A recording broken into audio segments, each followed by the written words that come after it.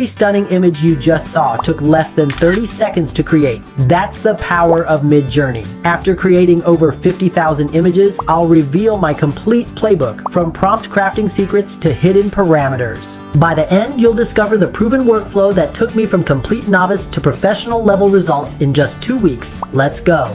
Alright folks, let's start at square one. How to sign up and get started. Back in the early days, Midjourney was only accessible through Discord. In 2025 though, it has evolved into a dedicated website. Just head over to midjourney.com, click that sign up button at the bottom, and you're in. Once you've logged in, you'll land here on the Explore page. This is Midjourney's version of Instagram, a showcase of all the public creations from the community. And I gotta say, it's both inspiring and slightly intimidating to see what people are making. But hey, we should focus more on the prompt box at the top of the screen. Whatever you type here, Midjourney will transform into visual art. Before we create our first image, let me quickly show you how to toggle between light and dark mode. Down here in the bottom left corner, you'll see a little sun icon. Click that to switch to dark mode, which I prefer. Much easier on the eyes during those late night creative sessions. Now let's talk about the heart of Midjourney, prompting. How you write your prompts will make or break your results. After creating thousands of images, I've developed a core philosophy that works incredibly well, especially for beginners. Start simple, then build complexity.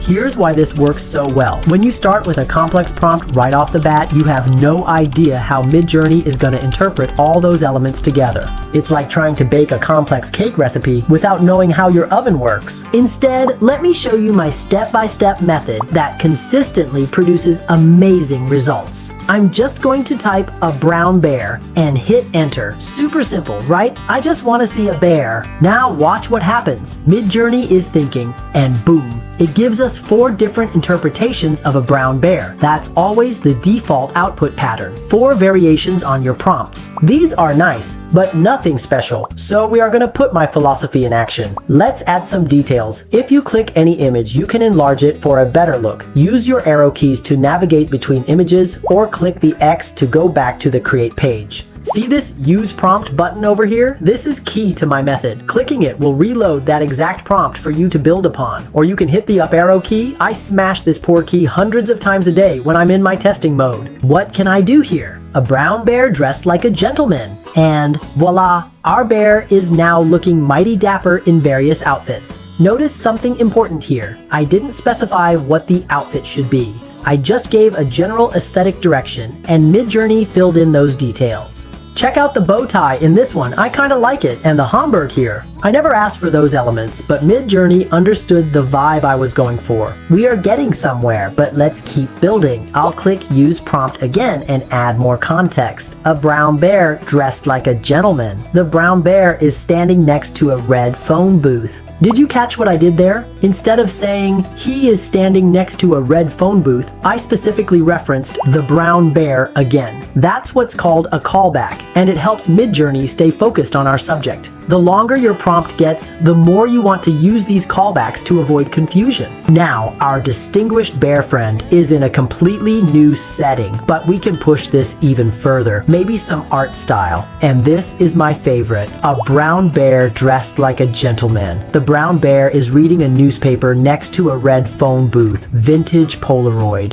We've gone from a basic bear to this incredible scene of a noble bear in a vintage Polaroid reading a newspaper. See the evolution now? By starting simple and gradually adding details, we gained much more control and understanding of how each element affects the final image. This is how you create exactly what you're envisioning. Now, I'll show you another powerful prompting technique, deciding whether to put the subject or setting first. This subtle choice makes a massive difference in composition. Let's try a surfer riding a massive ocean wave at sunset. Either hit enter or click this arrow button. They add it up top, and boom, you'll see it generating in this wide frame. And here is the result. As you can see, the surfer is front and center in these images. That's because we put the subject, the surfer, at the beginning of our prompt. The wave and sunset are just backdrop elements. Now watch what happens when we flip it around. A massive ocean wave at sunset, a surfer riding it. Crazy different, right? Now the environment dominates. The wave becomes this powerful, majestic focal point, and our surfer is just this tiny figure caught in nature's drama.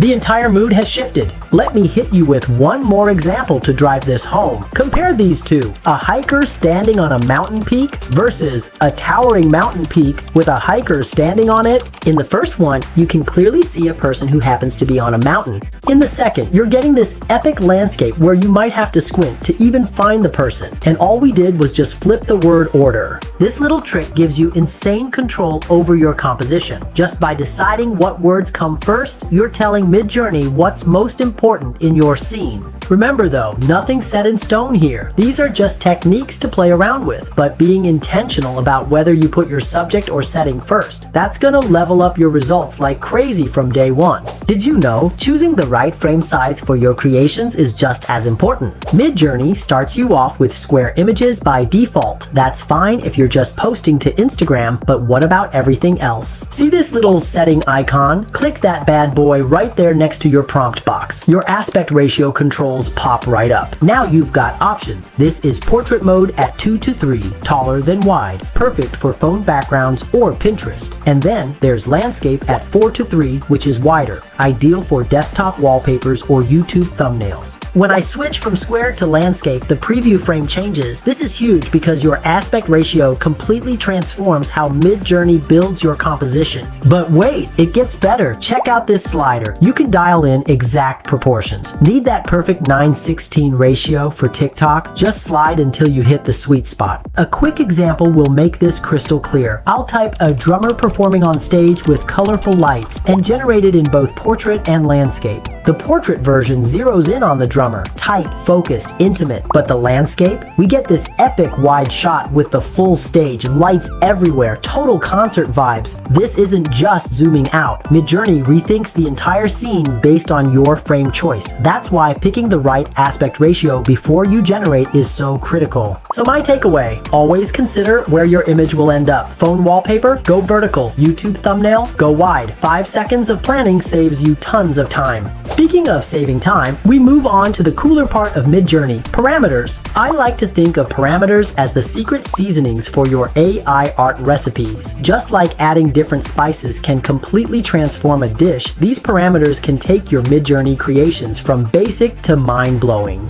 First up, the stylize parameter. This is the magic dial between beauty and accuracy. Think make it pretty versus make it exactly what I asked for. The range goes from 0 to 1000, with 0 meaning maximum accuracy and minimum artistic flair. At 100, which is the default value, you get a nice balanced approach. And if you crank it all the way up to 1000, you're telling Midjourney to prioritize beauty over strictly following your prompt. You've got two ways to use this. Type ~S followed by a number in your prompt, or just use this slider in the settings menu. Both work great. Look at what happens with our prompt. A child's paper cutout of a rocket ship in outer space.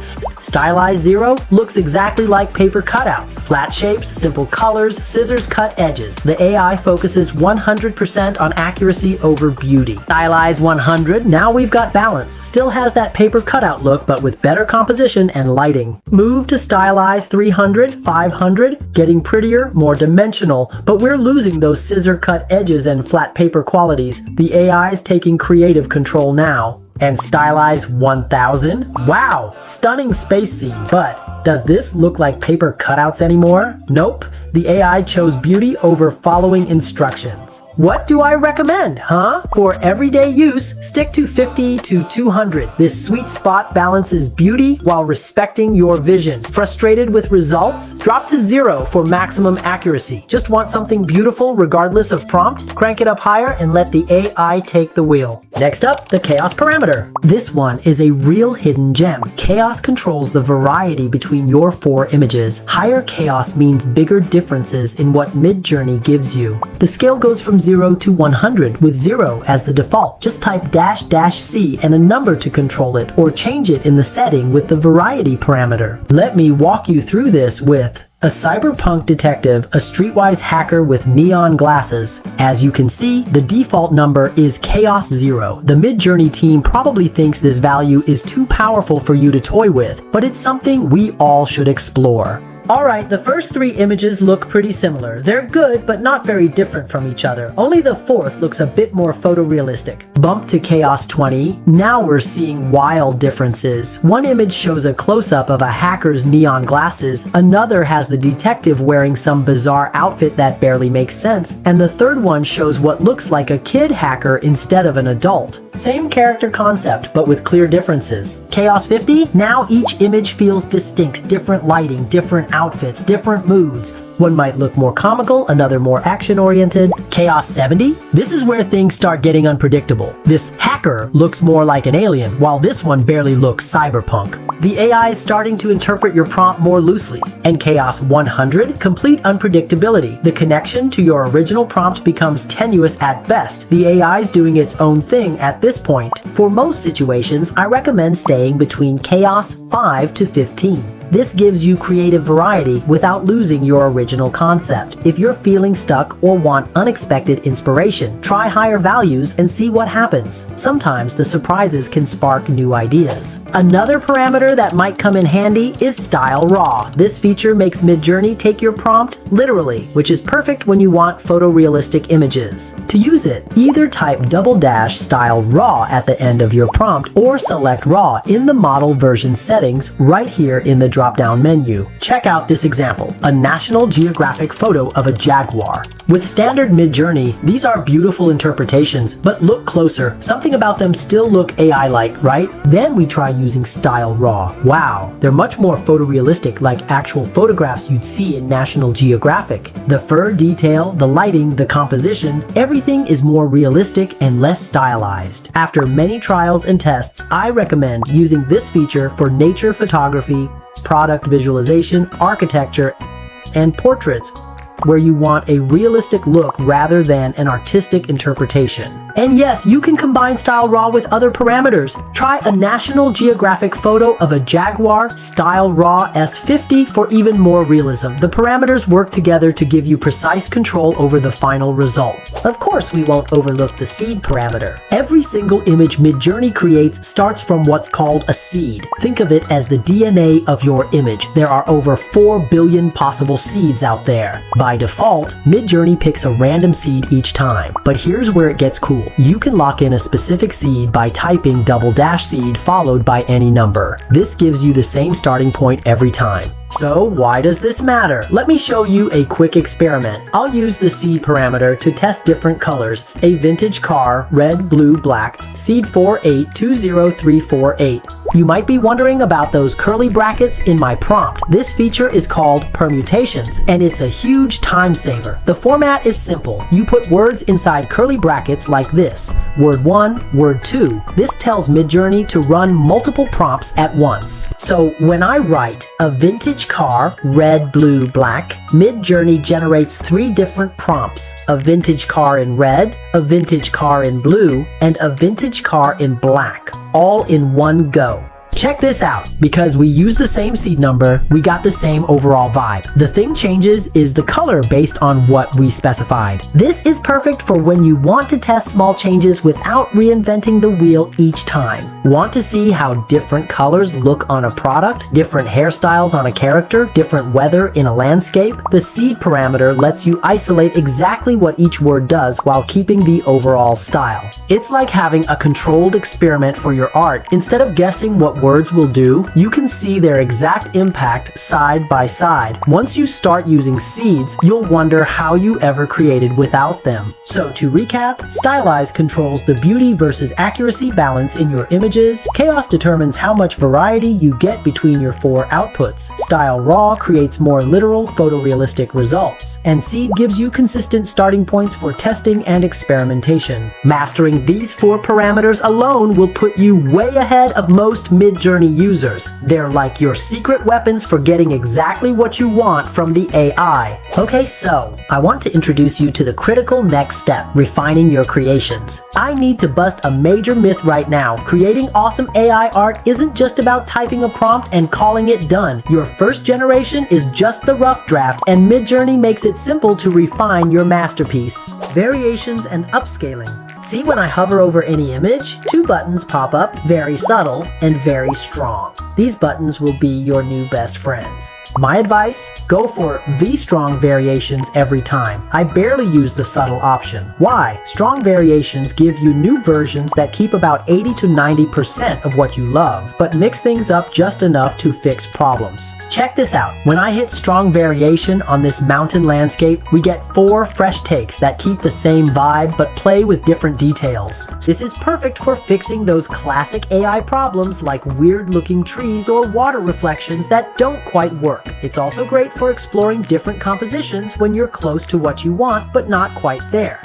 Speaking of issues, we have a perfect example right here. I've created a portrait of a woman reading a book. Notice how her hand looks, well, kind of messed up. This happens a lot with AI art. Instead of starting from scratch, I'll just hit the strong variation button, and look at that. Maybe not the first and the second, but the third and fourth variant here have much better hands while maintaining the same vibe of the image. I call this V-rolling. Just keep hitting that strong variation button until you find what you're looking for. Think of your first image as the starting point, and the real work happens in the variations. Once you find something you really dig, it's time to upscale for better resolution and detail. You've got 2 choices, subtle and creative. Subtle keeps things pretty much identical, while creative allows the AI to refine some elements. Neither option is inherently better. I use both depending on what I need. If the image is already perfect, I stick with subtle. But if certain details could use a little help, creative can improve things. Look at the difference between the original and the upscaled version. The texture detail is way better, edges are crisper, and overall quality jumps significantly. The upscaled version works great for sharing online, printing, or editing further in other programs. I have another comparison of subtle versus creative upscaling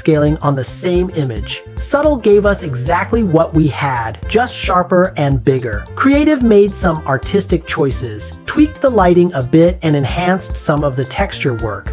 Listen up, I have a hack that'll save you tons of time. Just right-click any image for instant access to variations, upscaling, and everything else you need. Once you start cranking out dozens of images, you'll thank me for this shortcut. And keep in mind this simple formula: generate strong variation, maybe another strong variation, upscale. That's it. I've seen complete beginners turn average AI art into mind-blowing visuals with just these few steps. Variations and upscaling are awesome, but this is my favorite, the remix option. Seriously, once you start using remix, you'll never go back. It's like a magic wand that creates perfect style consistency across multiple images. Check out this cyberpunk astronaut with red helmet. I love the digital art style, the composition, the lighting, everything about it, except I want to see different helmet colors. When I click the image, you can spot those Remix Subtle and Remix Strong buttons at the Creation Actions menu. Trust me, go with Strong every time. Subtle barely changes enough to matter. Watch this! When I hit Remix Strong, the prompt box loads with Remix at the start, followed by the original prompt. Now I just need to change one key element. I'll swap red for purple and hit enter. And you gotta see what I did there. We got another astronaut wearing a purple helmet, and the art style stays consistent. Looks like they exist in the same world, yeah? That's the magic of Remix. It keeps the artistic vibe while letting you make targeted changes. I will show you another example. Remember the National Geographic photo of a jaguar from earlier? Let's say we like the photorealistic style but want to change the location.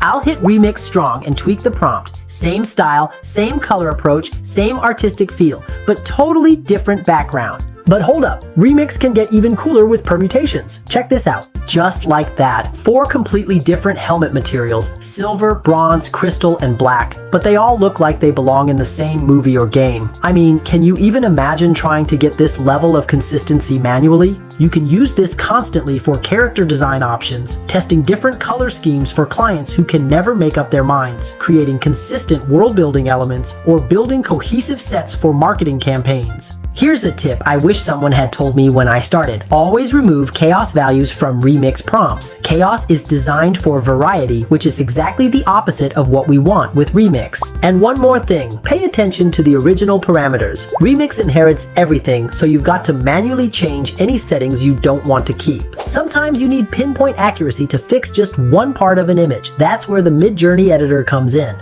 Think of it as Photoshop with AI on steroids. So how to find it? First, pick an image you want to edit. Then look over here on the right next to Rerun and you'll see the Editor button. This opens a whole new screen with some serious editing power. There are two main things you need to know. In painting, fixing specific areas. We got some portraits with Weird's hand just now, right? Instead of starting from scratch, we can use in-painting to fix just the hand while keeping everything else as is. The editor starts you with the eraser tool, which is perfect for in-painting. Here's what I'm going to do. Select the area around the hand, and here's a tip. Always select a bit more area than you think you need. Don't try to be too precise. Giving the AI more context helps it blend everything better. I could change the prompt up here, but for fixing a hand, that's not necessary. Midjourney gets what we're trying to do. Hit submit and check out these options. Some still look off, but this one here is way better than what we started with. I'm not a fan of 1, 2, and 3, but number 4 looks good. If none of them hit the mark, you can always try again. Let's try something bigger. Say we want to change her hair to black. I'll grab the eraser and carefully paint over the hair area. Now, here's something super important that trips people up. When changing parts of an image, you need to rewrite the prompt to describe the whole new scene, not just add the change. Instead of just writing black hair, I'm going to completely redo it. A close-up portrait of a woman with black hair reading a book in soft, natural light.